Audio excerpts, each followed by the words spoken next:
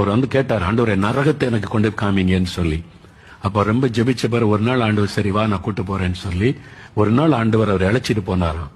அக்னி கடல், அப்படியே அக்னி கொந்தளிக்குது, அலைகள் வருதில்ல எங்க கரையில.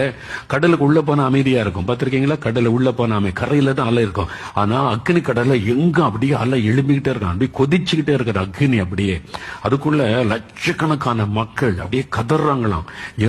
சத்தம் கேக்குது, கதறுகிற சத்தம், பெருமூச்சு சத்தம், அப்படியே புலம்புறாங்க, கதறாங்க.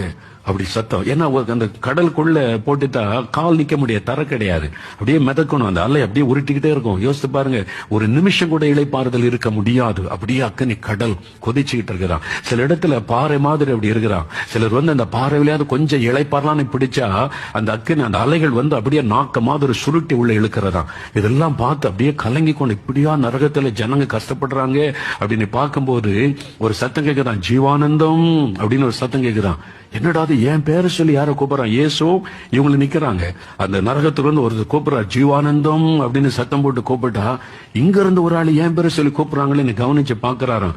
ரொம்ப கவனிச்சு பார்த்தா ரெண்டாவது முறை ஜீவானந்தம் அப்படின்னு கேட்டா, எனக்கு தெரிஞ்ச குரலா இருக்க, யாருன்னு பார்த்தா அப்படி சொந்தக்காரர், அப்படி நெருங்கின உறவினர். அவர் சொல்றார், ஜீவானந்தம் இங்க வந்துராத, இங்க வந்துராத, நரகத்துல நான் இவ்வளவு வேதனை அனுபவிக்கிறோம், இங்க வந்துராத, இயேசுவை பிடிச்சுக்க, இயேசுவை பிடிச்சுக்க, ஜீவானந்தம் இங்க வந்துராதன்னு சொல்லி சத்தமிட்டாராம். அந்த காட்சி தான் ஜீவானந்தம் என்பதற்குள்ள ஆத்ம பாரத்தை கொண்டு வந்தது.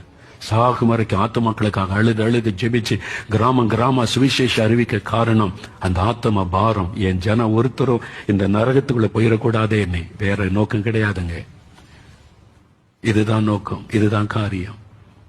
அதனால நீங்க ரட்சிக்கப்பட்டீங்களா? இயேசுவை ஏற்றுக்கொண்டீங்களா? உங்க பேர் ஜீவபுஸ்தகத்தில் எழுதி இருக்கிறான்.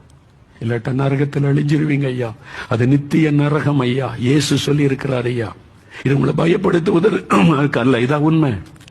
அதுக்கு தப்பித்துக் கொள்ளுகிற வழியும் பைபிள் சொல்லுதுங்க. இயேசு என்கிற அவர் உள்ளத்துல ஏற்றுக்கொண்டு அவரோட சேர்ந்து வாழ ஆரம்பிச்சிட்டீங்கன்னா அந்த பாக்கியம், அந்த சந்தோஷம்